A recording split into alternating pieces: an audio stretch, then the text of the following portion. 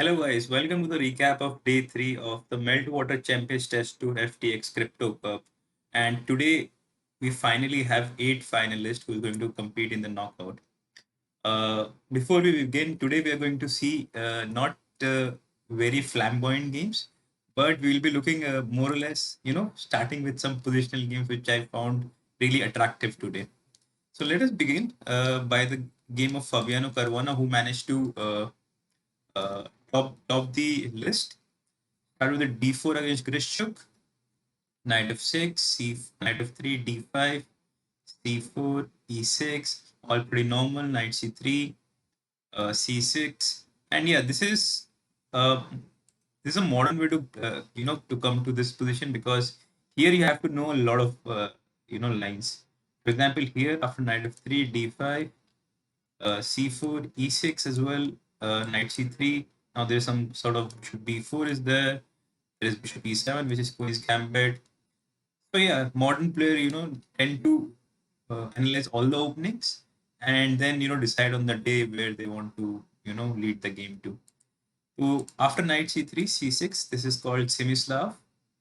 E3, Miran, knight d7, Queen c2. Again, this is a main hybrid to Miran. There is also bishop d3. There is bishop e2. There are many different lines here, and all of them are pretty playable for both sides. So Queen c2, bishop d6, b3, short castles, bishop e2. Bishop e2 is not actually b3, bishop e2 is not really that common, but still playable and where you want to, play safely and not rush things or especially जब आप lead कर रहे होते तो you want to play something solid and not play something sharp where uh, both sides have chances. So bishop e2, b6 is quite normal. Castles, b7, bishop e2, both sides of can cheat out. Bishop, queen e7, rook d1, rook d1, rook d8, rook e1, rook e8. And now comes the first interesting point is white. Abhi Fabiano played is actually a common plan, but if you think about it, it's not very common. I mean, आपने bishop e2 पे निकाला, all of a sudden you are playing g3. What is the idea behind this, guys?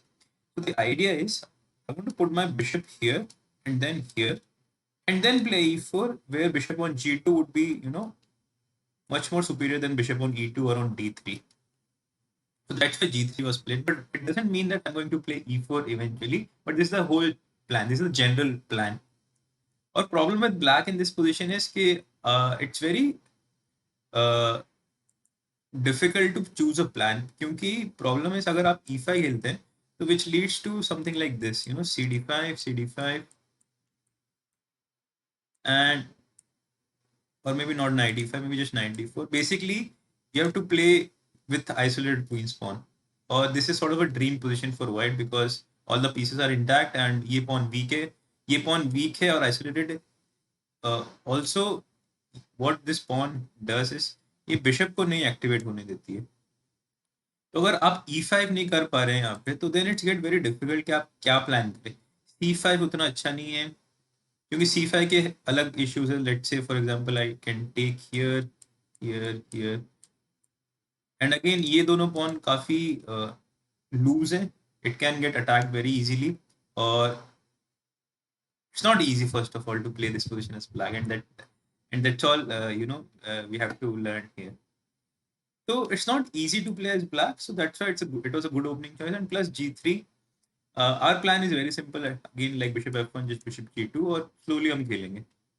b4 was played. a3. a3 is important because if we go here, black will play knight e4 and exchange too many pieces. क्योंकि हम knight e4 नहीं खेल सकते, we lose an exchange. Maybe not like this. Here, maybe knight g5 is there. So for knight e4, first we'll take this, takes this, and we'll just take an exchange. Bishop b4, a3, bishop c3, queen c3.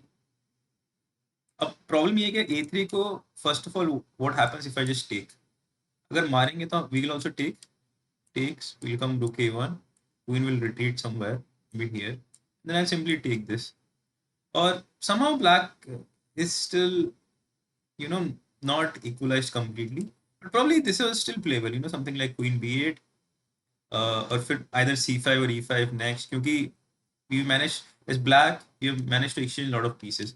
Or just when I was analyzing this, there is also some move like queen c7. The idea is to play something like rook 8 or some exchange कर दो. But here probably cd5 is quite decent. Yeah, although when I look at it, it still feels like it's nothing. मतलब हम cd5 भी मार सकते हैं, और cd5 bishop a6, then maybe just rook b8 and we don't lose anything here. So overall it was, मतलब black का ठीक है position, बट पॉइंट इज कि आप विदाउट रिस्क खेल रहे हैं ये position. Also either there was one clever trick for white which is to play c5. The idea is कि मैं rook a1 आऊंगा और rook a4 से ट्रैप करूंगा. For example let's say black does nothing, let's say ऐसे खेलते हैं, so we'll go rook a1, queen b4, rook a4, and now the queen is trapped. So what black can do here, black can probably take here, and now when I do this he can just go back, and this square was cleared by this pawn. So now अभी queen आराम से वापस जा सकता है, और black is much better now. So coming back to the original position, bishop e3 मार सकते थे, but it would have led to just equal play. So bishop c3 it took, queen c3, c5, queen c2. Again, white is playing very slowly, and he's not trying to do anything concrete. He's just trying to open up the position, or because now this bishop is quite strong. Because this competitor is not there anymore, the dark square bishop. cd4 was played. It's normal. ed4, rook c8. Now what black is trying to achieve is the same thing. He wants to take this and play against these two hanging pawns. But this bishop will also get activated. White goes knight d2, queen d6, bishop f3, again a decent move because you want to neutralize this diagonal. Queen b8, queen d3, queen e8. Now another move which I really liked, or I would say I've never really seen something similar in such kind of position, is just bishop t2. अब इसका idea क्या है guys? Idea is what black wants. Black wants to take here. For example, if you play something like king g2, black wants to take this. Probably you have to take with the pawn, and he will exchange this bishop, and then there are too many pieces which are getting exchanged. Although I still believe कि white को अभी भी थोड़ा pull है. White's still a little bit better. But what Fabiano did was very new to me, at least. Bishop e2 doesn't want to exchange his bishop at all.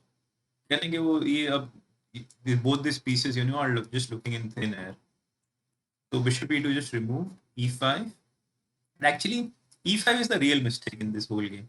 क्योंकि अभी e5 की जगह I would believe queen b8, still black is in the game. White is slightly better, but black is totally in the game. Problem with e5 is after d5, knight e5, queen f5. Now, all these pieces are getting a little bit loose. This bishop is sort of very nice for us. Black has to retreat the knight. Now simply bishop f1.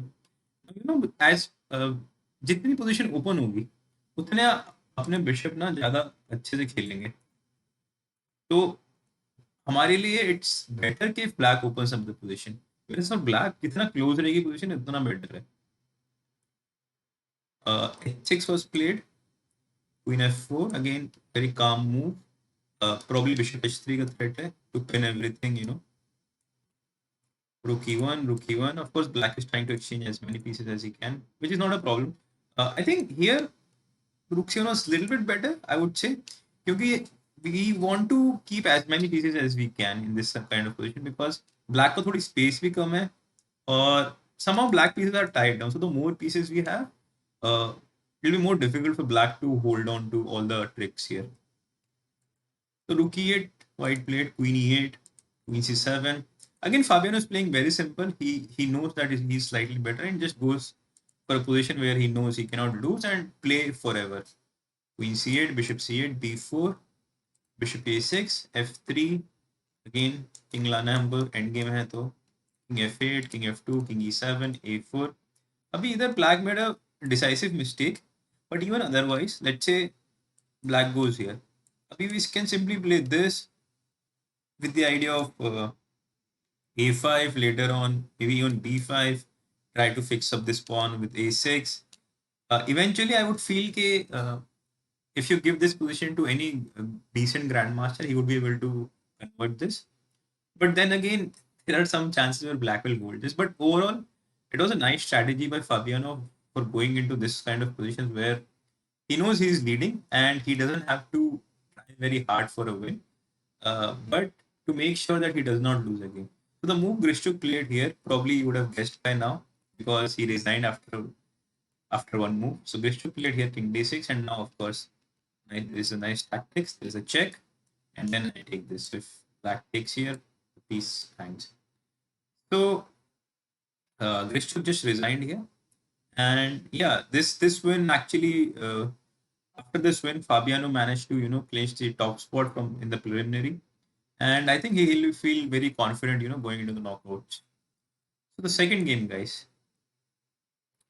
again, very mild game, very positional, but still it had a lot of intricacies in it. So let us begin. It's played by Teimur Rajabov versus Deng Liren. So Teimur will start with the d4, knight f6, c4, e6, knight f3, b6. This is typical Queen's Indian. G3, bishop a6. Here, basically, you have to move bishop b7 or bishop a6. Both are quite playable. Bishop a6, b3, bishop b4, bishop d2, bishop e7. The point of all this, circus, black ने पहले bishop b4 खेला और bishop e7 ऐसे क्यों कर रहा है black? Because the point is, ideally for white ना, what does white want in this kind of structure? White wants to play bishop b2. Of course, हमने b3 खेला है, तो fancy to this bishop, right? And then put knight on d2 so that e4 becomes easy for us. Also, कभी अगर black d5 खेलेगा, तो अगर हमारा knight ये d2 पे रहेगा, तो it can also guard this pawn. So what black does with this maneuver is he sort of puts white bishop on d2 and then goes back so that uh, it is not so easy for white to regroup in the way which I was telling earlier. So this was the whole point of this drama of bishop b4 and bishop e7. So bishop g2, castles d5, bishop c3 again. Probably ये मारना थोड़ा dangerous होगा क्योंकि I think हम सीधे simply ये भी खेल सकते हैं. We are threatening this, and if knight d5, we can also take this here. Tagging this, if you take, I just take, and it's not easy to defend against this threat.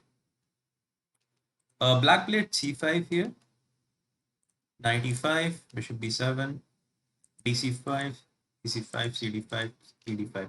So this kind of position I was also talking about in the earlier game, in the previous game of Fabiano.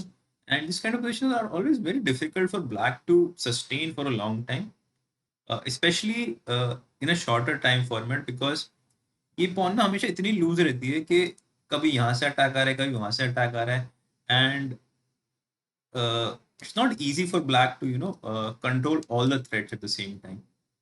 Having said that, this position is objectively completely fine for black. मैं ऐसे नहीं कह रहा कि white is completely better here, but practically speaking, I would always prefer white here.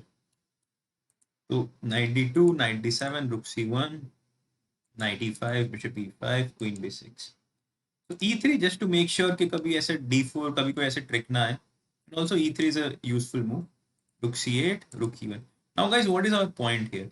The point of all this is we want to play e4 eventually. Maybe now, maybe a few moves later, but what's the point of e4? First of all, let's say, just this is to illustrate the point. Let's say e4, if you take, then you will see this pawn becomes isolated and it will be very weak in the endgame. So I can probably take here and just play against this pawn. And second of all, if you go d4, but then this, my knight goes to very good square, and eventually, I can start rolling my pawn, maybe take here, f4, e5, blockade this. And again, these two pawns are not really doing anything. And once I can block it, I can expand on both the sides after that. So this is the idea what white wants after rook e1. Black goes rook d8, queen c2, knight d7, bishop c3. Again, quite normal, knight f8, e4, finally e4.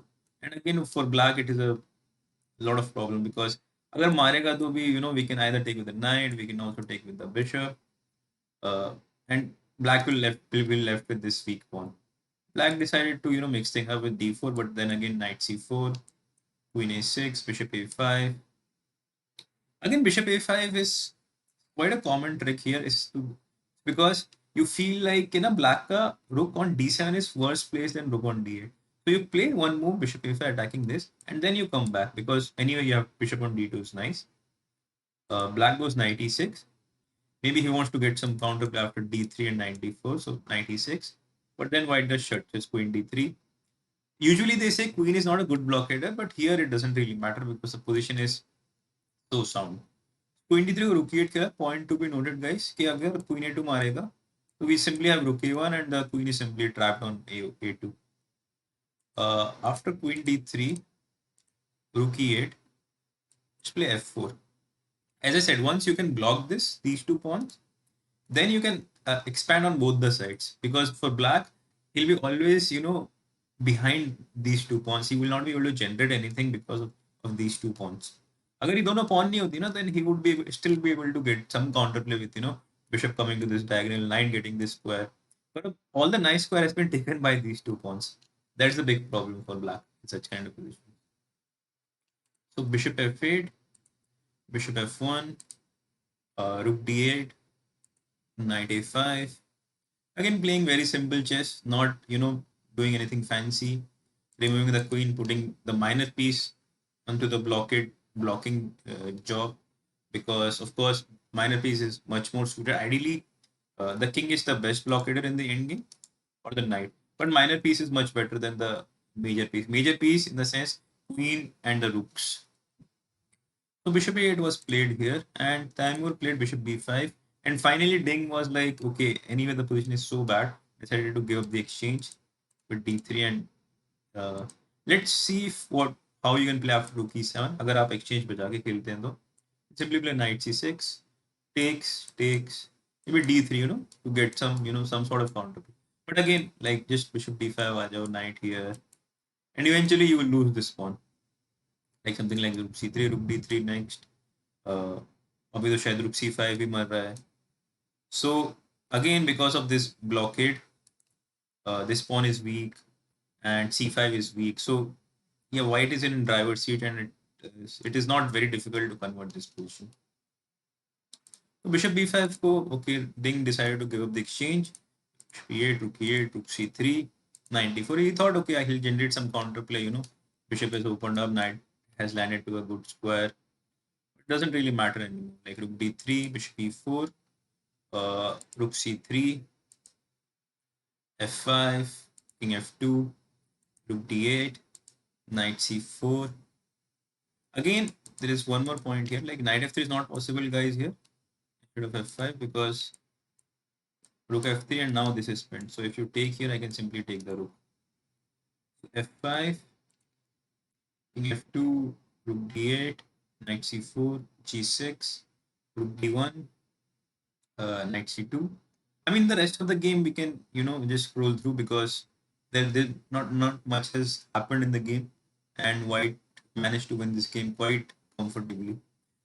Here you would say कि अरे मार सकते थे यहाँ पे, मार सकते थे, because rook a5 is not a good move because knight c3 check है और फिर knight भाग जाएगा. But either simply now, after knight a2, you can simply play king here first, और फिर next move मतलब ये मर ही रहा है. The knight is not going anywhere. So for king d1, king f7, king e2, same thing. Knight e2 we can either play this, attacking the knight from this side, or play rook c2, attacking the knight from the other side. Knight d5, bishop g5, rook d7, rook c6, knight c7, rook d6. Here takes knight d5, bishop f4, and yeah, it's just, I mean, Taimur find the most convincing way to win this, because we have this outside pass. It's actually quite instructive. Okay, how you transfer your advantage. Either Taimur thought, okay, king pawn endgame with an outside pass are easier win, which I completely agree, because now हमको क्या करना है, just you will see कि the king will be deflected on the queen side to stop these 2 pawns, and our king will go and pick up all the pawns on this side, which is what happened in the game. Uh, and here Ding simply returned, because after king f3 we can take here, you simply take here if you take, and then our pawn just runs away. So nice positional victory for Timur, and again, an important victory for him because after this he never looked back and he managed to qualify for the knockout with one round to spare. So last game of the day, guys, and this is not because something fancy happened or something great positional chess was going on. This is just because of the fighting spirit. The fighting spirit of Jan Nepomniachtchi. I don't know whether I'm pronouncing it right or not, but still, the guy is simply unbelievable.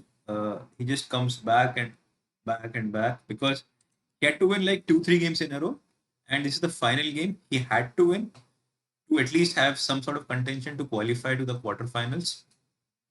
And yeah, he managed to do it. And we'll just look at the game. D4, knight f6, c4, g6, knight c3, d5. Again, Nepo's favorite, Bloomfield, knight c3, bc3, bishop g7, knight f3, c5. And guys, point to be noted here is draw would have been knocked out both the players, and Grishuk had already been knocked out, so he was never in the contention for the knockout. So he was just playing normal, bishop e3, queen e5, queen a5, sorry, 92, castles and knight b3. This is very interesting ploy by psychological ploy by Grishuk because after knight b3, you have to take this. And what's the point of this? And after queen c3, there is bishop d2. You have to go here, but there is a perpetual on the queen, and you cannot just escape. But draw wouldn't have suited Nepo. So what did he do? He just went for queen c7 and he just gave up a pawn. I understand black has some compensation, but this is quite risky. Although, also if you ask me, I would have done the same thing क्योंकि draw करके भी बाहर ही जाना है. अब हार भी जाओगे तो भी बाहर ही जाओगे. So, but still, not many people think like that. So, knight c5, so knight d7 was played, knight a4, a6. I mean, the game was basically back and forth.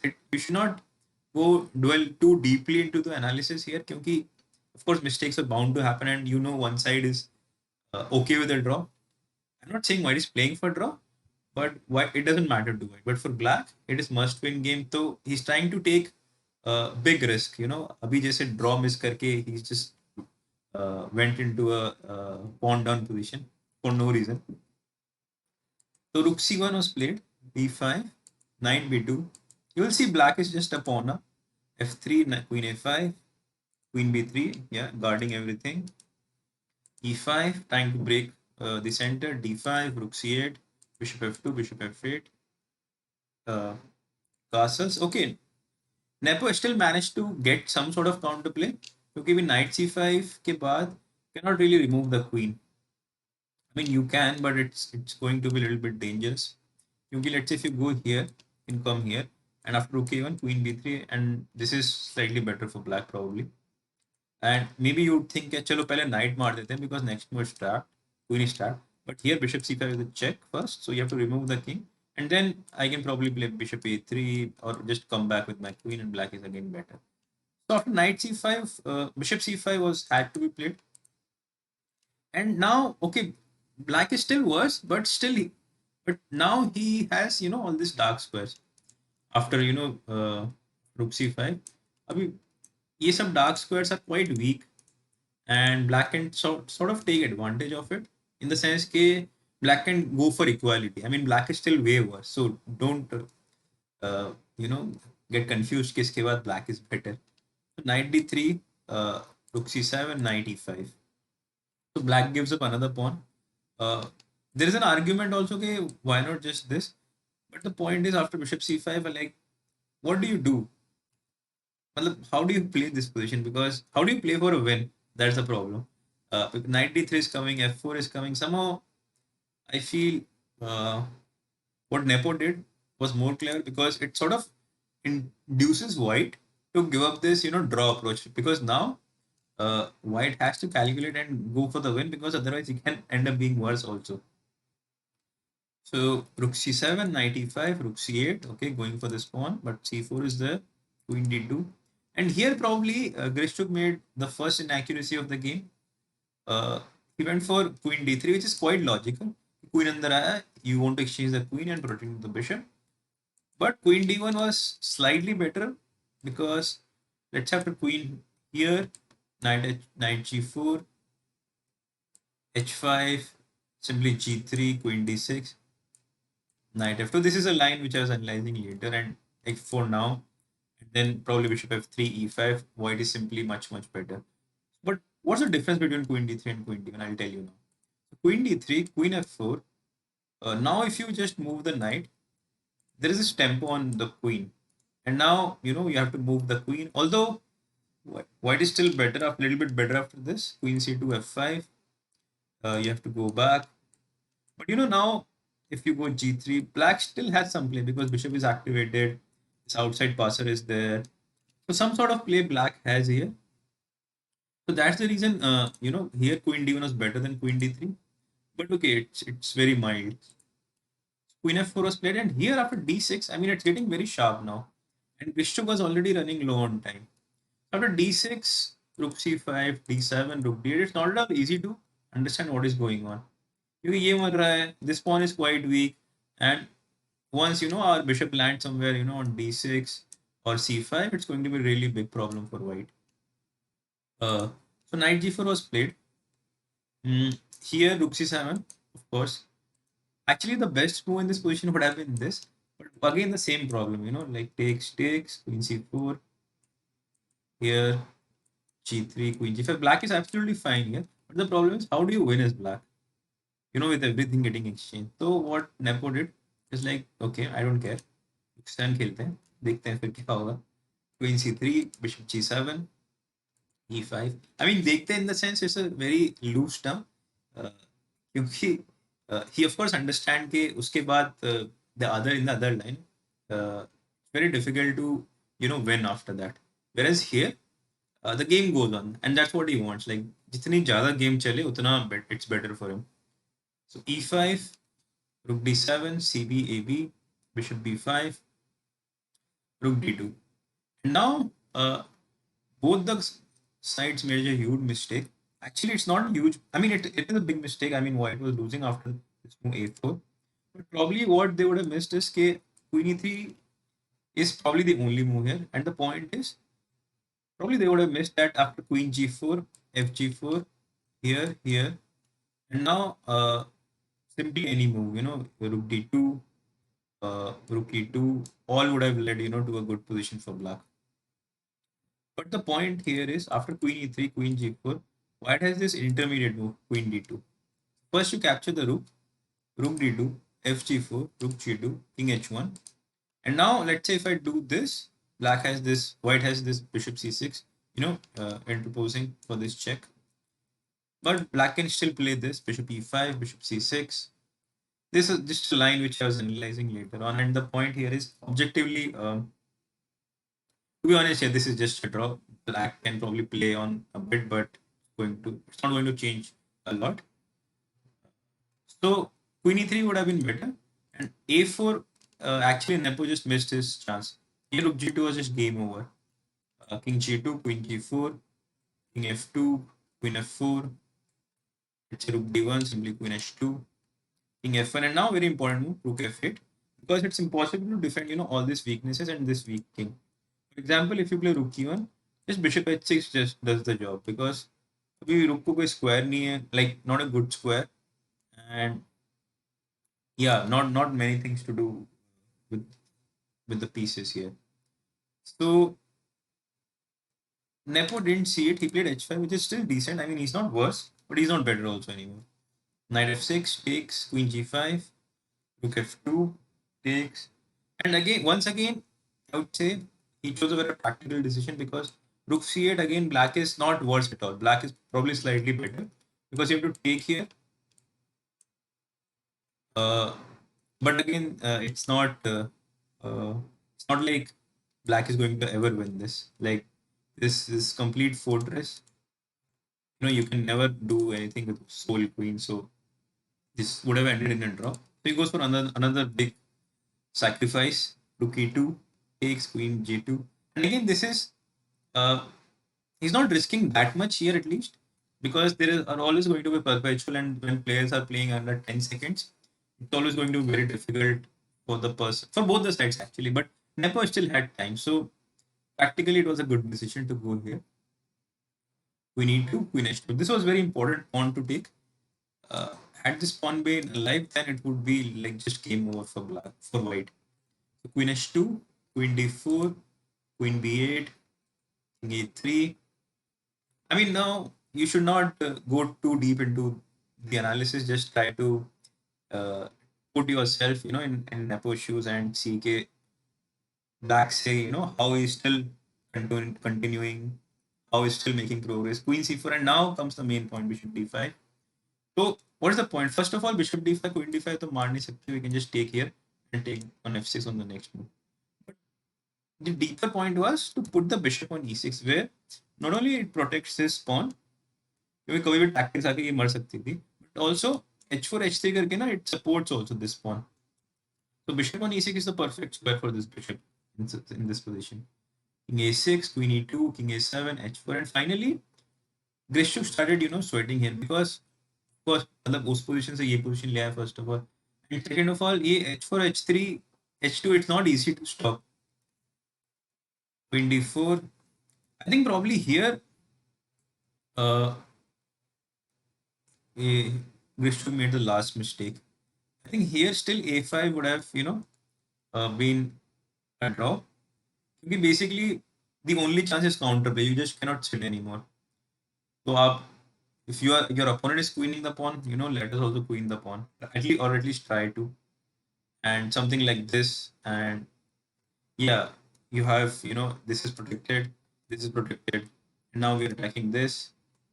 And we are also controlling this square with both the rook and the queen.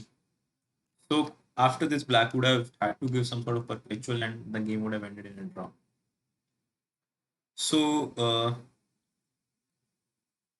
but Grishuk went for queen d4 here.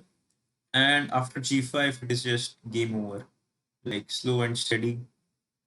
Uh, and yeah, after queen c5, black is just meeting white's king. Rook c1 is forced. Now simply queen g2 and next two move would be h2 and h1 queen. Tremendous game by Nepo. And just I would like to his fighting spirit and yeah, he took immense risk.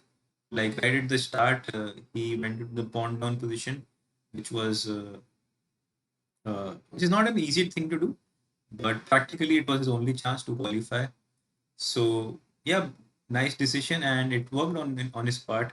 And yeah, so that was a recap of day three of preliminary. And tomorrow we'll have some nice games of the knockouts, some juicy pairings as Anish is taking on Rajabov, Magnus Carlsen is taking on Hikaru Nakamura. What else do you want? Yeah. So yeah, do join us tomorrow. Till then, it's bye from my side.